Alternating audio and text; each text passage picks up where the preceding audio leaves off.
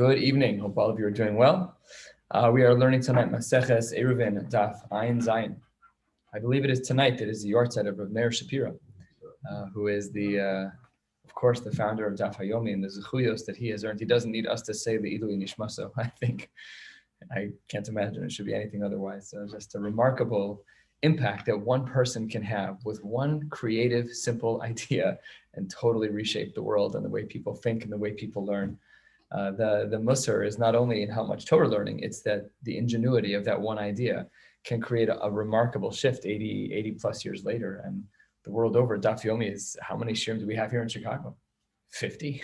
We have dozens and dozens and dozens of shirim. It's a huge schus and a privilege to learn here with you, Daf Yomi, all begun by Rabbi Shapiro Zatzal.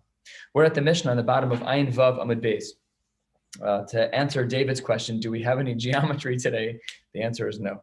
Relatively straightforward Gemara is that we're going to be focusing primarily on what happens if you have these two chatzeros that have some type of wall in between, just as a mashal.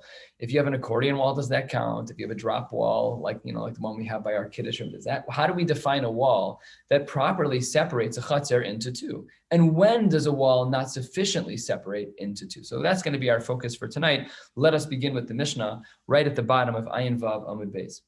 Kosel shebein beis chatzeros kavoa asar v'rochav arba. You have a chatzer, a large space, and there's a wall that separates the two parts of the yard. That wall is a proper wall of 4 by 4 by 10 in regards to its shape. It's its own rishus. Then me'arvin shnayim ve'ein me'arvin echad. That wall is so good that in fact you cannot be ma'arev as one. You can only be ma'arev separately. Chatzer 1 needs their own Eruvin, Chatzer 2 needs their own Eruvin. You can't be bonded as one because the wall is too good.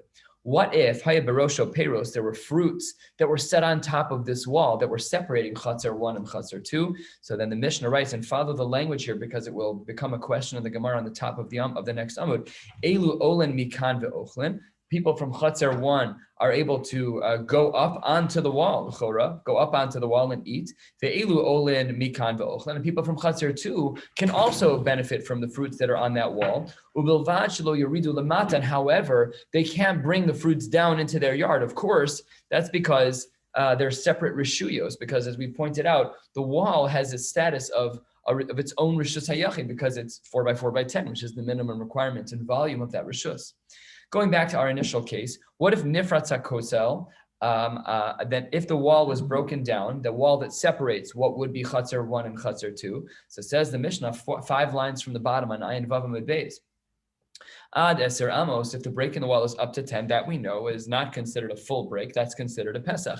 Me'arvin Shnayim ve'im rotzu me'arvin echad. Yes, you could separate them as 2 units, Chatzer 1 and Chatzer 2, or you could also create them as one if you wanted. Ve'im rotzu me'arvin echad mipnei shu kepesach. It's considered an opening. It's not this strong lead wall that separates 2 units.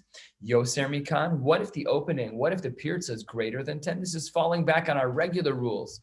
If you fall back on the regular rules of Yoser Mikan, what if you have more than 10? So then, me'arvin echad ve'ein me'arvin shnayim. If the wall is totally broken open, if the pirza is greater than 10, then you cannot even separate them into 2 Eruvin. Then Chatzer 1 and Chatzer 2 are blended. The piercing of the wall is too large, and the people who, the houses that all bleed into these Chatzeros are then treated as one. You cannot even do 2 Chatzers. End of the Mishnah.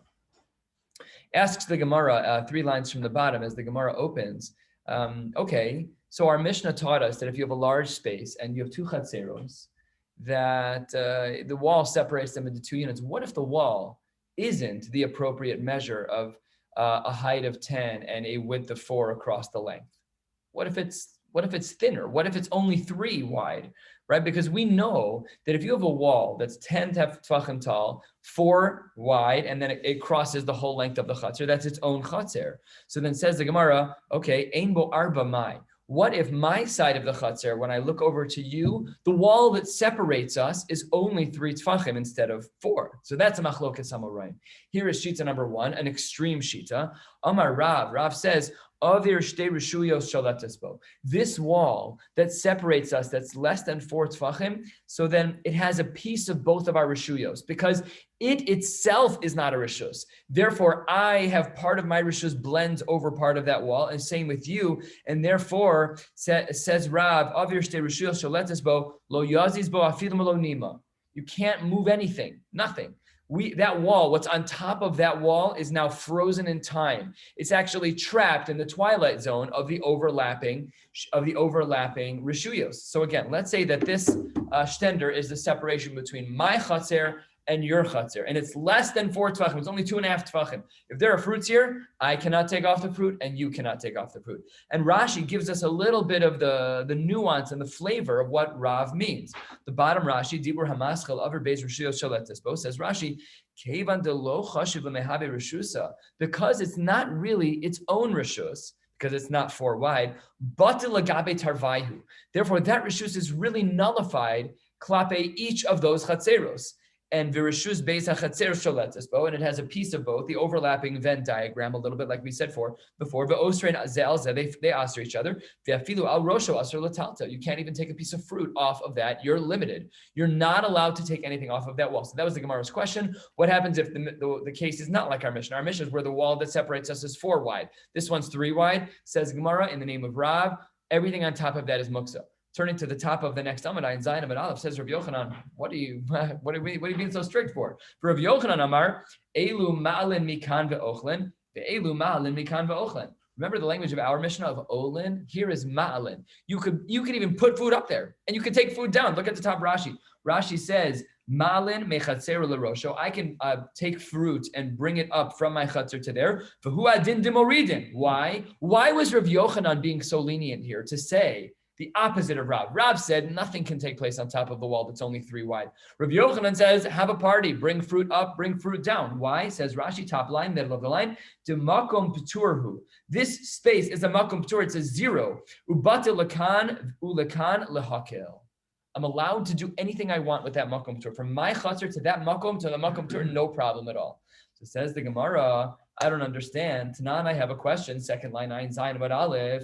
We said in our Mishnah, Elu Olin Mikan Ve'ochlen, Ve'elu Olin Mikan Ve'ochlen. Our Mishnah said, you can go up on the wall and eat, but what you cannot do is bring the fruit from one reshus to another. So I don't understand. It says, Olin in Ma'alin lo. You can go up on the wall without transferring the fruit from one reshus to another, but you can't be Ma'alin. You can't bring something from your reshus to the wall. That's not allowed. So says the Gemara, what should be an obvious answer? We already pointed this out. What case was our Mishnah talking about?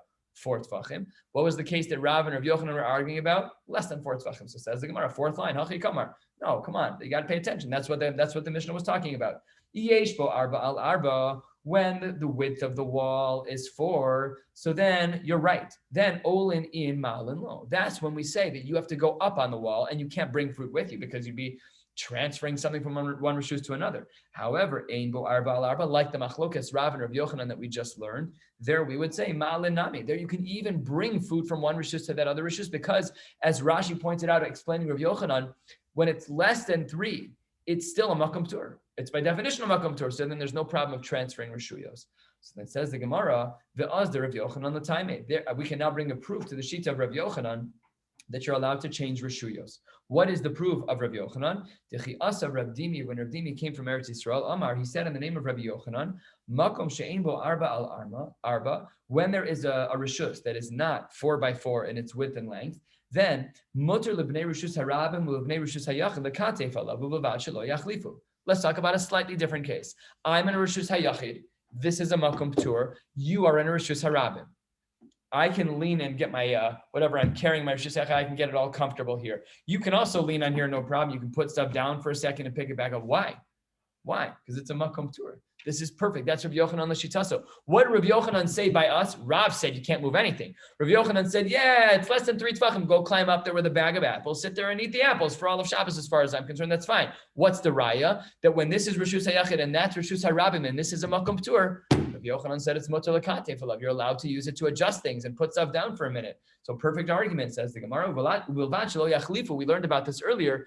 You can't use it as a subterfuge to get the item from here in the Rishus HaYachid, put it down, and then the guy in the Rishus HaRabim takes it. That you can't do. That you're not allowed to do. That's already a ha'arama. You're just kind of using it as a loophole. But to use it for yourself on your side, that's perfectly permissible. Perfect. This is Rav Yochanan L'Shitaso. Rav Yochanan by us says you're allowed to climb up there with a bag of apples. It's less than 3 tefachim wide. And over here he says if it's less than 3 tefachim, you can be l'katei below. Perfect. Says the Gemara.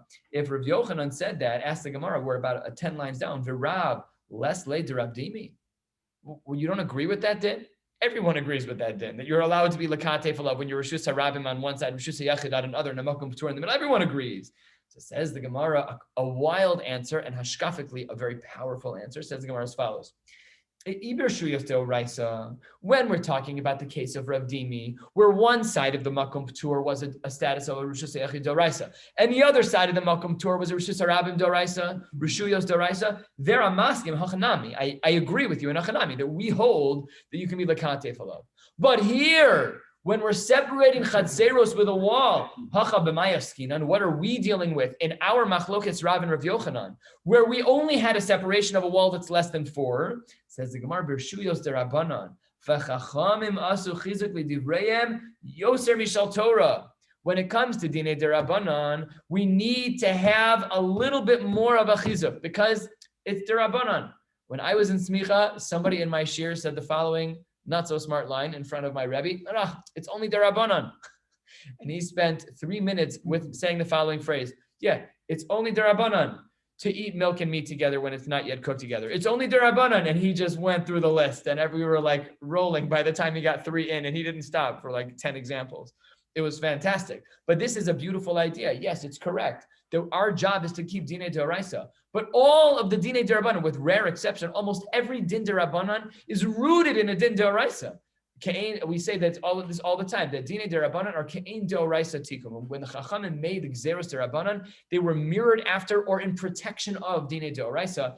And here, says Rav, the reason why in our case Rav is so strict is because we don't ever want to come to an error in regards to other things that are in fact d'oraisa, and we have to make sure that the Chachamim's words are taken seriously. Good. Summarize. Mishnah talks about a case of a wall that's separating Chatzar 1 and Chatzar 2 with a wall that's 4. And Rav and Rav Yochanan were arguing about a wall that was less than 3 thick. Good, let's continue. About a third of the way down. Amar Rabba, Amar Rav Huna, Amar Rav Nachman. Kosel shebein shtei chatzeros. Similar, let's see how he extended our Mishnah to a new case. Tzido echad gavoa asara tfachim, tzido echad shavala aretz, nosnin oso lezesh shavala aretz. All right, you've got your kosel. All right, let's say that it's this piece of plexiglass. Now, on your side of the wall, the earth is raised. On my side of the wall, the earth is low. So you just have more dirt on your side of the fence, right? So when you stand up, your feet are on top of my hand here. And when I stand up, my feet are here a foot lower than yours. So says the Gemara, how do we treat the top of that wall as it relates to these 2 yards where the floor level is different for you as it is for me? That's the case that Rav Nachman wanted to speak about. And he answers as follows.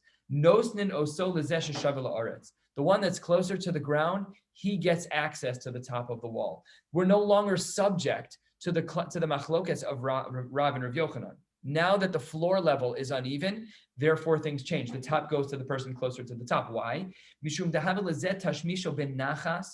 easier for the person who's on higher ground to access the top of that wall. However, the guy who's lower, it's harder for him to use it. So the Chachamim came up with a nuance to say that when the floor level in your yard is higher than mine, you get the top of the wall and I can't use it anymore. Done. I'm out. That wall belongs to you. And says the Gemara, just halfway down, the opposite is also true.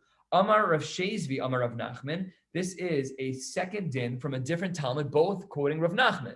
So Rav Nachman taught one din that when each side of the chatzer, each side of the wall of the kosel separating the floor levels are different. What if we're talking about a hole in the ground and the floor levels are different? So let's see what this says right here, halfway down. Amar Rav Shezvi, Amar Rav Nachman. Charetz. There's a ditch. Shebein shtei chatzeros. Tzido echad amok tzido echad amok asara. Tzido echad shavel aretz. Here, let's talk about this example right here. So I have my stender right here, and the table is about 1.5 feet lower. So there's a huge ditch here that goes to the floor. This side of the ditch is 2 feet or a foot above the table, which is still lower. 10 tefachim. Thank you. I might have said the wrong thing. So this is, if this is going to be a little bit higher or a little bit lower, well, do we treat this the same way that we said the wall should be treated? And here answers the Gemara as follows. In the name of Rav Nachman, says the Gemara, the same din applies. The one who's closer to the bottom of the ditch, he is the beneficiary of the bottom of the ditch because he's closer. And the guy who's taller, no. Why? The one who has easier access to the floor of the ditch is the one who has access. Same din. So says the Gemara, an implied question, vitzriche. It says we need both. But the implied question is, why does Rav Nachman teach the inverse identical cases? One is something that protrudes from the ground, and one is a ditch in the ground. Why does he teach both? So says the Gemara, we need both. What are the two cases? We need Rav Nachman to teach us that if the floor levels are different on each side of the kosel, the din goes to the one closer to the ceiling, to the top of the fence. And we also need Rav Nachman to teach us that when there's a ditch, the person who's closer to the floor also is the beneficiary of the access to the ditch. Why? Vitzriche, says the Gemara, because if I would have only had the case of kosel, where on your side of the wall, you're closer to the top of the fence, and on my side of the wall, I'm further. So there, mishum debegov hamishtam she'iche, aval charetz be'omka lo mishtam she'iche. People don't like using deep ditches, so maybe we would have thought this din of Rav Nachman only applies by something that protrudes upwards from the ground, but not a ditch. Aval kosel, charetz be'omka lo mishtam she'iche, emalo. I might have thought the din would not have applied to a ditch. And the yashminan becharetz, if I would have assumed that the din only applied by a charetz, by a ditch, and not by a wall, why might I have assumed that? Mishum de lo beisa tashmishta, because there's no fear in using a ditch. Let's say, for example, you got a fancy goblet you just got as a gift. Would you rather put it lower to the ground or higher to the ground? So says the Gemara, there's no fear in dropping it if it's already on the ground. So maybe you would want to put that more fragile thing all the way in the ground, and maybe have a meaning that we should treat the ditch differently than we would a kosel, because it's different. It's closer to, it is the ground. It's not raised from the ground like the wall. So it says Gemara, there's no fear in using it. Nothing's going to break all the way from the floor. About kosel, but to put that goblet on a raised wall, there I might have been a little bit afraid to use it. I might have thought that the rules are not the same. Therefore, Rav Nachman needed to teach me both dinim. The same halacha, but that when there is something that protrudes from the ground and the floor levels are different from one side to the next, the person closer to the top of the wall gets it. And the inverse, when there's a ditch in the ground, the person closer to the ditch is the beneficiary and they get to use it and the other person does not. 2/3 of the way down. Says the Gemara, ba lema'ato. What if you have a wall and you minimize the amount of space that you have? Says Rashi here on the right side. Rashi's halfway down, 2 inches above where we are. Rashi says, Balamato, akoselkai, referring to a wall, the kasalka daitach, and the havamina of the Gemara is, we'll see that this, whenever we see the kasalka daitach, you know you're going to get rejected. But Rashi says, v'kasalka daitach, she'asa teil afar, you made a mound of dirt, lemata bekarka, at the base of the wall and the ground, samach lakosel, bona itztava, or you kind of put some bricks there, hiniach sham pispasin, you put some boards there. So Rashi says, im yesh b'mi'uto arba'a, if the dirt mound on the ground that you use to elevate your side of the ground is 4x4, so then mutar lishtamish b'chol hakosel kulo, then you can use the whole wall. Then you're able to benefit from the height level of the whole wall. That way, in that one spot you're equal to others, then you're good to go. V'im lav, if you don't have that space on the ground where the mound of dirt is not 4x4, then ein nishtamish ela keneged hamiut. Then you can only use the space that's immediately opposite that space of dirt that is whatever amount it was, only 3 tefachim it seems. Says the Gemara, I don't understand your case. Why would you say that? Monoshach. Either way you look at it, something doesn't make sense. If we say that the raising of the dirt, in fact, minimizes, it minimizes the space left on the wall because you raised the ground with dirt, but it's just less than 3. If it helps in that one spot, then the kule kosel ishtamish, you should be able to use the whole wall. And ilo ahani, and if it doesn't work even in that spot, if you look at nami lo, it shouldn't work anywhere. So why would it only work in one spot? And here the Gemara says, because you misunderstood the whole case. And that's why it was important that Rashi gave us the Havamina. Rashi taught us, the Vikasal Kataitach Rashi was that you were adding dirt to the ground. Says Ravina, Amar Ravina, no. Kigon she'akar chulia meirosha. We're talking about removing a brick from the top of the wall. You're not raising the dirt, you're lowering the wall. Those are very different. And therefore, because that wall is now lower in that spot, the wall is lower there. You can only use the space opposite that spot. And that's why we have this blended answer that if the space is going to be more than 4, then you can walk the whole wall. Then you can use the whole wall across right to left. However, if it's going to be just in one spot, if it's less than 4 tvachim, then you can only use that spot. We're only talking about there taking a brick down. That's what Ravina says. Another case, Amar Rabbi Chiyok, maybe I could minimize the distance between the floor and the top of the wall. Kafa sapal mima'et. If you turn over a kli, then that's considered a reduction in space. Says the Gemara of Hamai. That should not be considered a reduction in space. This is something that we learned earlier in Maseches Shabbos. Davar hanital b'Shabbosu. A kli, I may want to use that for my salad on Shabbos. You flipped over a kli that I want to use. Kids use our kitchen cabinets all the time for stuff, for pots and pans for building towers. But the fact that they used it, that doesn't mean I'm not going to pick it up. So says the Gemara, that's a davar hanital b'Shabbosu. The davar hanital b'Shabbos eino mamayit. That should not be considered as something that reduces space because I may come remove it because I need it because it's my kli. Says the Gemara, lo, that's not, no. Tzricha, what are we talking about? Tichibre be'ara. It's where you kind of like made it fixed into the ground. And because it's fixed into the ground, so therefore you don't need it on Shabbos. Says the Gemara, even if you're chibre ba'aret, ba'ara, even if you stuck it into the ground in a permanent way or in a more permanent way, my habe, that shouldn't stop it from work. That should stop. Oh, what does it say here? Hold on. Says the Gemara, what was our case? The chibre, the Shabbos, eino mamayit. Right. That if it's going to be fixed, then you are not going to pick it up. It says, why would you not? Why are we still considering it to be mamayit? After all, Tanya, we learned in a brisa. Paga shehitmina b'teven, v'charara shehitmina b'gechal. A case we've seen before. You have some dates that you have lowered into the ground before Shabbos. Into teven, v'charara. You have a cake shehitmina b'gechalim that in a mutter way you put it in something, a heating element before Shabbos. In megula miktsasa nitelas b'Shabbos. That if it's somewhat revealed on Shabbos, then it can be removed. But you added kavua in the ground. We see that you can take it out. So why should it count as a reduction in space? Says the Gemara, we're talking about a case where the pan that you're using has some kind of handles, and when it's upside down in the ground and then you pick it up, it moves the dirt. That's what the Rishonim here point out. But then says the Gemara, so what? Even if it moves the dirt, what? The handles are problematic. If you look at Rashi, second from the line from the bottom, Rashi says the Islay Ognaim Kein Sapalim Shalanu Teachshav Afar Munach Alehen. When those are put in the ground, you kind of have some dirt that are holding them down.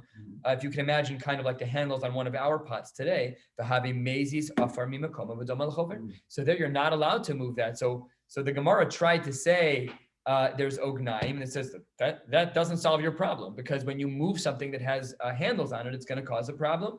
Says the Gemara, so what? It should still be mutter. Why should it still be mutter? Because, and this is a din, a Mishnah in Kilayim, and this Mishnah in Kilayim teaches as follows.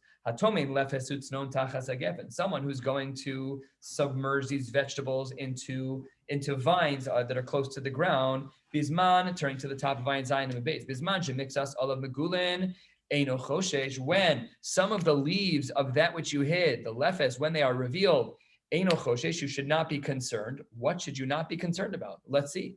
Lo mishum kilaim, there's no iser kilaim. That's not considered something that's planted. The lo mishum meiser, you're not going to be chayiv on meiser on that. It's already been plucked from somewhere else. It was already probably chayiv meiser from its original growth. The lo mishum shvis, because of shmita. V'nitalin b'Shabbos. We see that it is taken on Shabbos, and there we see that Mezi Zafar is not a problem. You're going to move the geffen when you pull it out. So we see here that the Ognaim shouldn't be problematic. Says Gemara, lo, you're all correct on all of your accounts here. Lo tzricha, what is the case where we say that a kli that's inverted can be used to minimize the depth from the floor to the top of the fence, to baymara v'chatzina, where the only way you can remove it is with gardening utensils. And that's a problem. So this is like a hoe or a pitchfork, these different types of tools that are used to unearth something, and that would be a problem. Says the Gemara, fourth line, let's extend our case still more. Again, trying to figure out all the parameters for when a wall that separates two parts of a chutzner are really a wall or not. Let's say I build a stairway up on my side to the top of the wall and down on your side. That's this Gemara here. Sulam hamitzri. Let's say you have an Egyptian ladder, eino memait, but v'hatsuri, if it's a tsuri ladder, then memait. So the sulam hamitzri, there we said that's a type of stairs. It's like the portable stairs, like a rolling staircase, as it were, something along those lines. There we say that doesn't count. If you have that up against your wall, so eino memait, that doesn't reduce your height. But if it's tsuri, then it does. Why? Hechi dami sulam hamitzri. What's the mitzias of the sulam hamitzri, of this Egyptian ladder? Says the Gemara, Amrei debei Rav Yanai kol she'ein lo arba'a chavakim. It doesn't have more than 4 rungs, more than 4 stairs. So it's, and Rashi here points out that it's portable. Amar le Rav Acha berei de Rava le Ravashi. My time of the sulam hamitzri de lo memait. Why is it that the sulam hamitzri doesn't count to reduce the space from the ground up to the top of the wall? Answers the Gemara 8 lines down. Amar le lo shmi'alach. This is always Musar. Did you not? You don't remember all the Torah that I taught you? Lo shmi'alach ada amar Rav Acha bar Ada amar Rav Hamnuna amar Rav. Don't you remember what Rav taught? Mishum tahavale davar shenital b'Shabbos. It's portable. Your stairs are rolling stairs. So therefore, b'chol davar shenital b'Shabbos eno mamai. We saw this on the bottom of the previous summit. You're not allowed to count this as a miut in the height of the ground to the top of the wall, because at the end of the day, it's portable, so that doesn't count. Says the Gemara, maybe the other type of ladder, the tsuri ladder, should also be the case that it is not able to be that should not be considered a miut. Says the Gemara there, no, hasam kovdo kovo. There, it's because it's so heavy to move, and because it's so heavy to move, so therefore it's not considered a miut. Sorry, I just missed a couple of questions here. 10 tfachim, it's really hard to reach, irrespective of what side you're on. 10 tfachim is short. 10 tfachim. Right, so it's hardly hard. It's not hard to reach. It's hardly hard. It's hardly hard. Yeah, sorry. Yeah. First of all, the Meforshim here point out, the Rishonim point out that 10 tfachim is, once you're above 10 tfachim, the shear is not relevant. It could be way more than 10 tfachim too. We don't care. The wall could be 8 feet tall, as long as it's only 3 wide. Then we're subject to the machlokes Rav and Rabbi Yochanan that we learned on the previous Amud. And there could be enough. 10 is just the minimum shear. It could be any shear. That's what some of the Rishonim point out. But your question is very good. And again, what does the ladder? Oh, same question. Same question again. Yeah. So you're right. As a minimum, it could be true, but there will be scenarios. The Rishonim have to deal with, to take your question, Ari, a little further, is what happens if it's in this gray area where, like you said, both can reach the same. Would we still apply the same rules that the person who has more of a convenience to reach the top of the wall, they get the rights? What if I'm taller than you?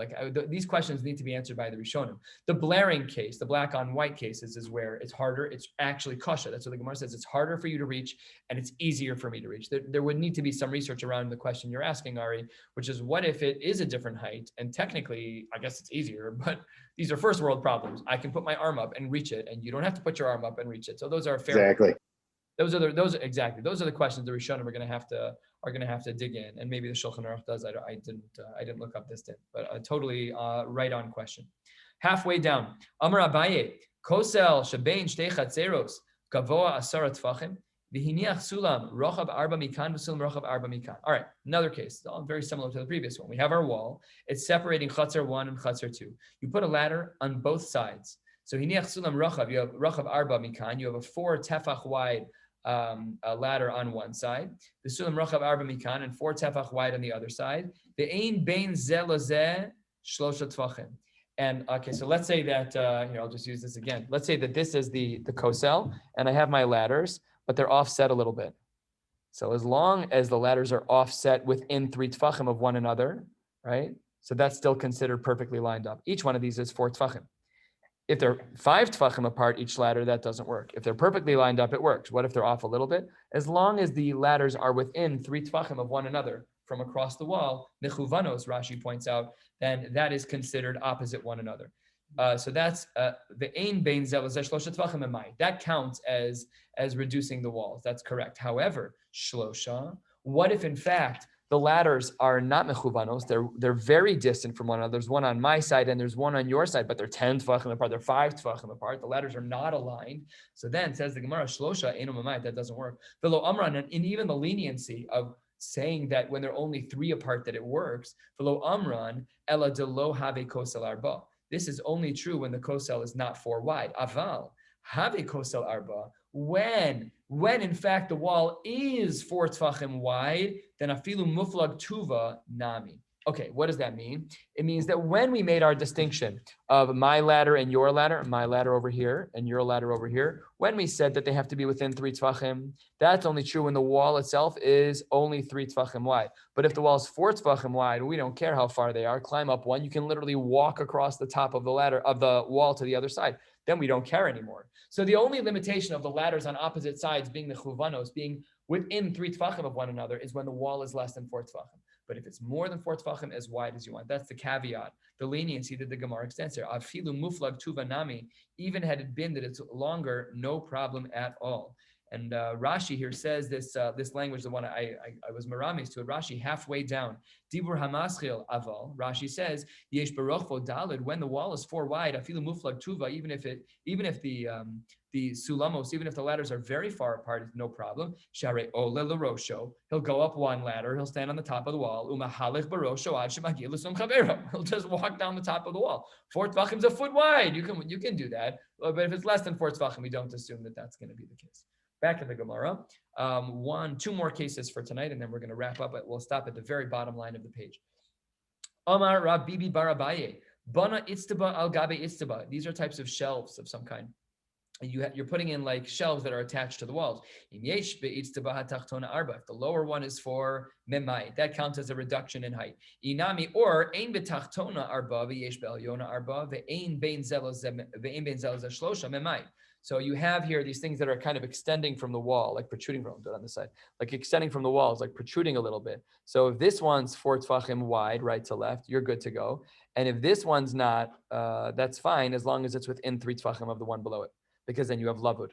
And then you've made, this is all effectively solid halachically, because it has to be 4, because that was the din of the Gemara. One of them has to be 4, but the 2 shelves have to be within 3 tvachim of one another to fulfill the din of lavud. And that's what the Gemara says here. Last case for the night, 6 lines from the bottom. Amar Rav Nachman Amar Rabba bar Avua. Sulam sheshlivosav porchos. A ladder where its rungs are porchos, they are flying. What does that mean? So the Rashi here points out these are our kinds of ladders. Take a look at Rashi, 8 lines from the bottom of Rashi's approximately. Dibur hamaschil shesh livos porchos. What kind of ladder are we talking about here? Shlivos chavakin. They are rungs of ladders. Shaklunish bilaz madregos shelanu. These are our types of ladders. Shekorin garditz karela nami sulam. It's also called a ladder. Bisulam she'eno asui ke'en madrega. It's not made like stairs. Ella kein shlivo shalanu sheyesh avir bein chavakehen. There's space, there's air between each of the rungs. These are our ladders. The hainu porchos. It looks like they're floating. It looks like they're flying. Zoalzo the zakfo eitzel hakosel, and you straighten it up again. So these are mamish our ladders, the way that they're being described. That's why I described the previous ones more like stairs, because otherwise this Gemara makes no sense. This is our type of ladder. It's hard sometimes. When you hear the word sulam, you translate ladder. You're like, okay, it's like the ladder we bought at Home Depot. Lav dafka. The sulam of their day might have been a step stool. So it's hard to know. But here, this is really our ladder. So how does our ladder play out? So says the Gemara, sulam sheshlivos porchos. Im yesh b'shliva hatachtona arba'a memait. If the lowest rung of the ladder is 4 tefach wide, then it counts. Inami, or ein b'shliva hatachtona arba'a. V'yesh b'shliva ha'elyona arba'a. And here too, we use the same rules of lavud. We still need it to be a space of 4 wide for the miyut to be considered valuable. And if the lowest rung of the ladder is only 3, but if the ladder gets wider, not very good for center of gravity. I don't recommend using a ladder where the top is heavier than the bottom or wider than the bottom. But if there was such a construction, so then you would be able to use that. It would be considered a miyut on Shabbos. We'll stop here. Does it need a depth? What's that? Does it need a depth? No. Each one of the rungs? No, it just needs to be 4 wide. So if it was a rope ladder, that would be okay? Like a very good question. I presume. Yeah, I presume so. Is it Ari again? Yeah. It's always Ari. Yeah. Tell me to get off the treadmill and get over here. Mark said to get off the treadmill. Yeah. Oh, Mark needs to work out. It doesn't seem to me that there's a depth. I want to look into it to be firm about it, but I don't think there's a depth. I think it's just 4 wide. All right, everybody, have a great night. All right, good night.